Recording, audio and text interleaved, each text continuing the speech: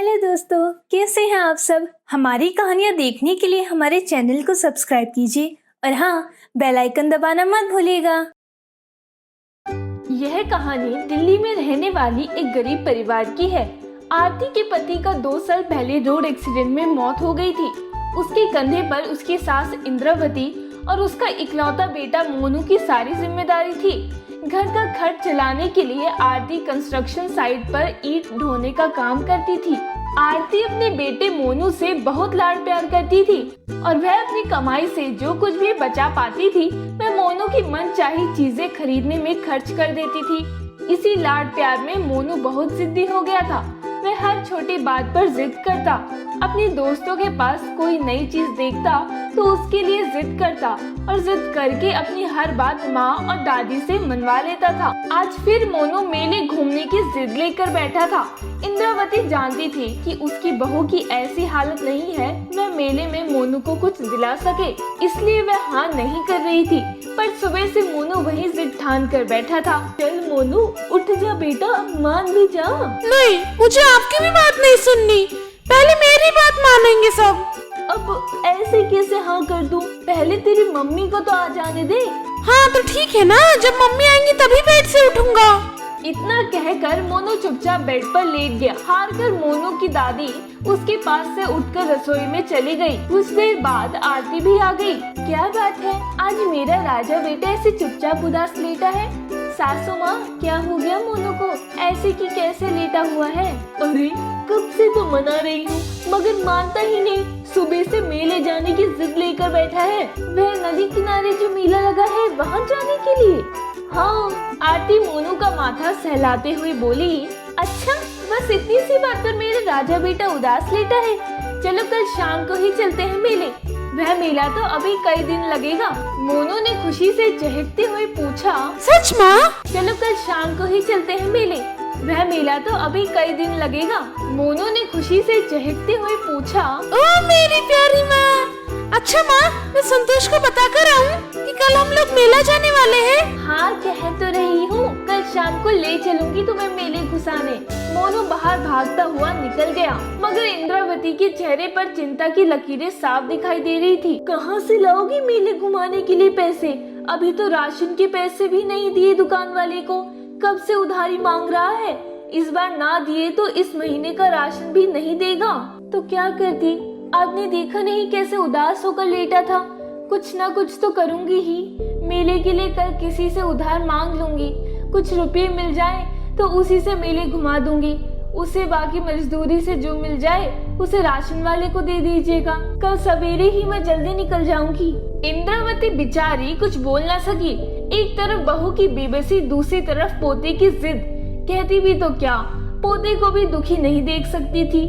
अगले दिन आरती सुबह सुबह जल्दी निकल गई। उसके एक मित्र ने उसे कुछ रुपए उधार दे दिए। उसके बाद वह मजदूरी करके जब लौटी तो आते ही वह मोनू को मेला दिखाने चली गई। आरती ने मेले से कुछ खिलौने व खाने पीने की चीजें खरीदी, जिससे मोनू बहुत खुश हुआ था। उसकी खुशी देखकर आरती उससे कहीं ज्यादा खुश होती थी।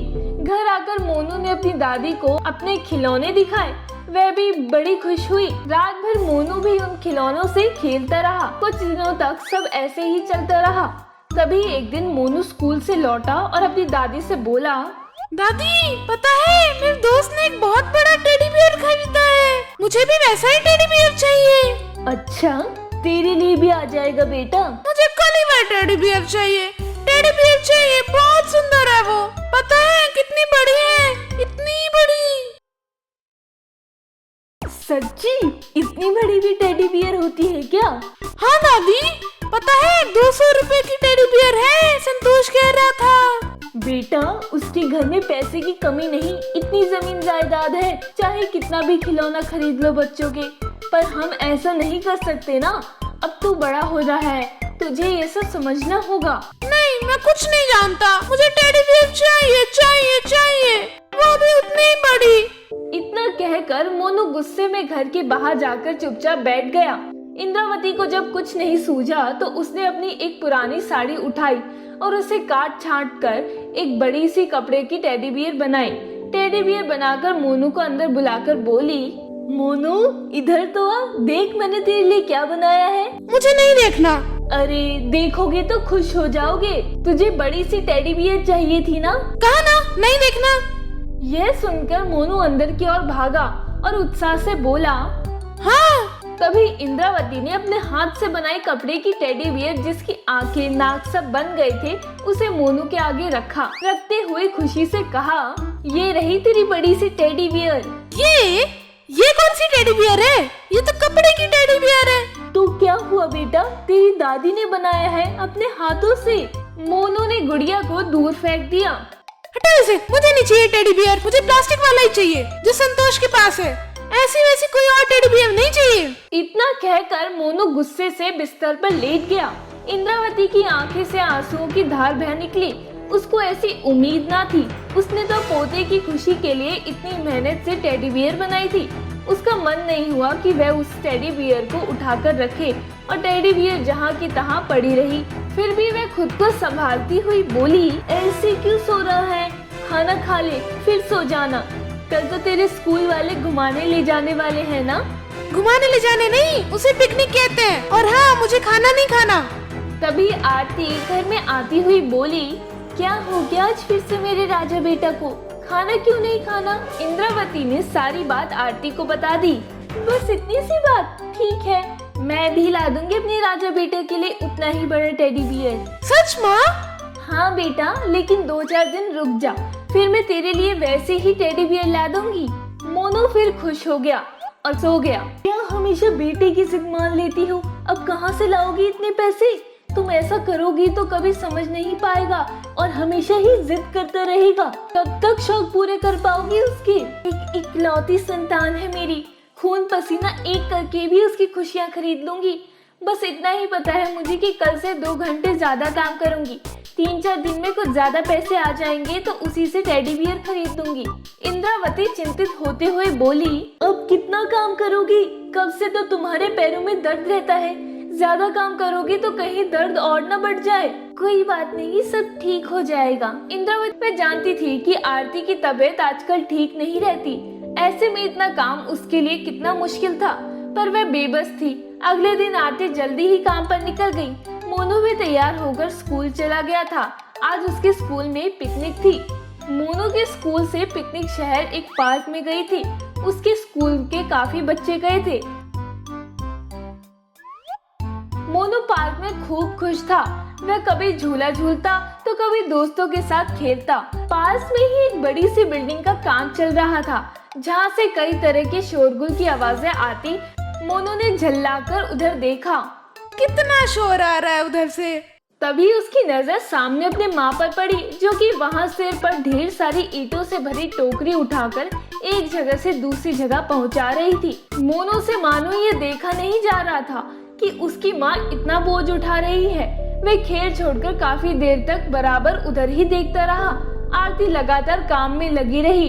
तभी मोनू ने देखा कि अचानक आरती लड़खड़ा गई और उसके सिर से ईंटों की टोकरी गिर गई। उसी समय एक आदमी ने आकर आरती को एक थप्पड़ जड़ दिया। शायद वह आरती का मालिक था, क्योंकि उसने काफी अच्छे कपड़े पहन रखे थे। आरती बिना कुछ बोले फिर उठी। वह फिर काम पर लग गई। मोनू से यह सब देखा नहीं जा रहा था और वह फिर रोने लगा और सोचने लगा कि इतनी मेहनत करती है मेरी माँ, तब जाके घर में पैसे आते हैं और मैं इतनी जिद करके उनके कितने पैसे खर्च करवा देता हूँ। इतना कुछ सहना पड़ता है मेरी माँ को। घर पहुँचने के बाद भी मोनू बहुत शांत था। इंद्रावती ने कई बार उससे पिकनिक के बारे में पूछा, मगर वह ज्यादा कुछ न बोला, चुपचाप लेट गया। तो मोनू को बिस्तर पर लेटा देख उसके पास आई और बोली, क्या बात है बेटा, आज जल्दी सो गए?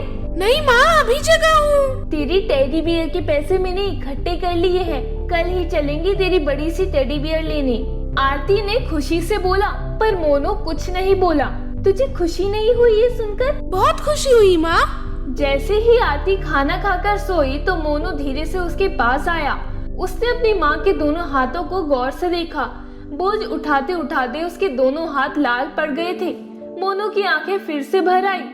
अगले दिन जब आरती सोकर उठी तो उसने देखा कि मोनू दादी की बनाई हुई टेडी बियर से खेल रहा था। इंद्रावती को अपनी आंखों पर यकीन न हुआ। आरती को भी ये देखकर बड़ा अचरज हुआ। आरती ने ही बड़ी ही आश्चर्य से पूछा, कल तक तो तू इस टेडी बियर से नहीं खेलना चाहता था, तुझे तो संतोष जोशी जैसी टेडी बियर चाहिए थी ना। माँ, मुझे कोई प्लास्टिक की टेडी बियर नहीं चाहिए, मुझे तो दादी माँ की ही बनाई टेडी बियर बहुत प्यारी लगती है। सच कह रहे हो बेटा? नहीं अम्मा, मैं सच कह रहा हूँ। संतोष की वह टेडी बियर इस टेडी बियर से ज्यादा अच्छी नहीं है। कितने रंग बिरंगे कपड़े से बनी हुई है ये। मुझे तो यही टेडी बियर पसंद है। हाँ माँ, मुझे तो यही टेडी बियर चाहिए। अम्मा, तुम उसके लिए सुंदर कपड़े भी बना देना। बोलो, बना दोगी ना? हाँ बेटा, जरूर बना दूंगी, आज ही बना दूंगी। इतना कहते ही आरती की आंखें आंसुओं से भीग गई। आज आरती को ऐसा लगा कि उसका बेटा समझदार हो गया है। साथ ही इंद्रावती को अपनी बनाई हुई पहली टेडी बियर को खेलता देखकर भी बड़ी खुशी हो रही थी। मोनू अब पहले से काफी बदल गया था। उस दिन के बाद से उसने जिद करना छोड़ दिया था। उसे घटना ने मोनू को बहुत समझदार बना दिया था। वे समझ चुका था कि माँ बाप के लिए बच्चों की हर जिद पूरी करना आसान नहीं होता। कभी कभी बच्चों की जिद पूरी करने के लिए उन्हें बहुत कष्ट सहने पड़ते हैं। अब मोनू जीवन की सच्चाई को समझ चुका था। दोस्तों, अगर आपको ये कहानी पसंद आई हो तो हमारे चैनल को सब्सक्राइब कर ले, बेल नोटिफिकेशन दबा ले और कमेंट करके जरूर बताएं कि आपको ये कहानी कैसी लगी। धन्यवाद।